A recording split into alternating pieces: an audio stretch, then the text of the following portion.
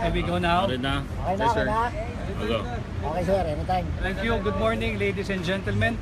Today, Senator Marcos presses on with his quest and march for truth with the filing of the ex parte motion to set the case for preliminary conference. The motion is very important as we expect the tribunal to usually dispose of this incident with such dispatch and urgency so that the case will come into motion. The importance and significance of our ex parte motion para magtuloy-tuloy na yung pagdinig ng election protest at inaasahan po natin na maglalabas na rin po sila ng kautusan upang magbigay ng takdang araw at panahon para gawin po ang preliminary conference.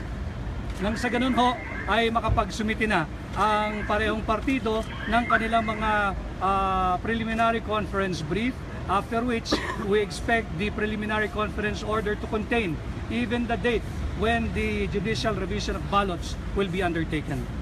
Sir, ano po status ng case ngayon? May mga pending incidents ba na kailangan po ng resolve? Wala na po. Meron pong dalawang motion na nakabinbin, subalit hindi po yun determinative for the setting of the election protest for preliminary conference. So sir, hindi pa umuusad talaga? Hindi pa ho umuusad in a way na wala pa ho yung inaantay natin na kautusan para maganap yung preliminary conference. Ang preliminary conference po kasi pagka ito'y naganap na, hindi na po maaaring pigiling artificially ang takbo ng election protest. Magkakaroon po ng sariling buhay ang election protest. Magtatakda po ng tamang panahon ang tribunal para isagawa ang judicial revision na isa sa mga panalangin o prayers na hinihiling ni Senator Bongbong Marcos sa kanyang election protest. Ano po ba sabihin, hindi pa nabibigyan ng due course? No, nabigyan na po ng due course. The fact na pinasagot na po ang protestee, nabigyan na po ng due course yung election protest ni Senator Bongbong Marcos.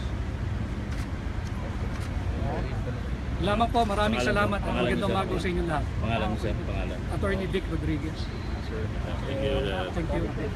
Sir, pwede nyo daw ulit hawakan yung papel, sir. Ayan. Papas na po. Tayo,